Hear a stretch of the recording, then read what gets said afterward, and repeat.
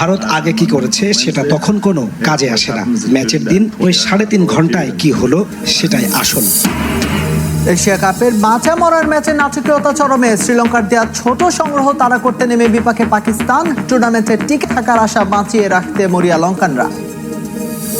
Dubai Asia কাপের বাঁচা মরার ম্যাচে শ্রীলঙ্কাকে 5 উইকেটে হারিয়েছে পাকিস্তান। দাপুটে জয়ে ফাইনালের আশা টিকিয়ে রাখলো মেন ইন গ্রিন।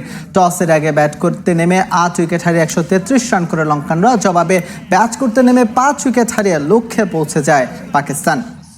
দুবাইয়ে ব্যাটিংয়ে নেমে ওভারের দ্বিতীয় বলে কুশাল মেন্ডিসকে হারায় শ্রীলঙ্কা। দ্রুত ফিরে যান নিশাঙ্কা ও কুশাল পেরেরাও। তবে অধিনায়ক চারিত আসালাঙ্কার 20 ও কামিন্দু মেন্ডিসের 50-তে শুরুর ধাক্কা সামলে নেয় তারা।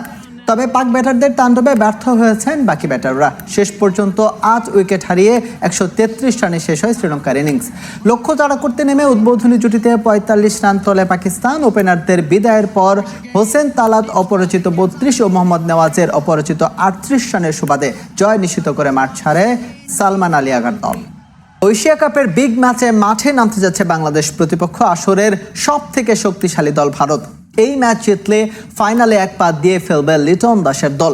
টাইগাররা সমীহ পাচ্ছে মেন ইন ব্লুদের কাছ থেকেও। দুবাই আন্তর্জাতিক ক্রিকেট স্টেডিয়ামে ম্যাচ শুরু বাংলাদেশ সময় রাত 8:30টায়। বিস্তারিত সাব্বির মিথুনের রিপোর্টে।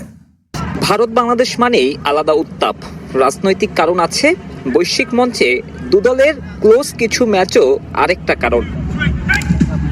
তবে ভারতের বিপক্ষে টি-20 ফরম্যাটে শক্তিমত্তায় বহু গুণে পিছিয়ে টাইগাররা। 17 দেখায় মাত্র 1 জয়, তাও বছর 6 আগে। তবুও ক্রিকেটটা যেহেতু অনিশ্চয়তার খেলা, দুবাইতে সব পরিসংখ্যান একপাশে রেখেই খেলতে নামবেন লিটনরা।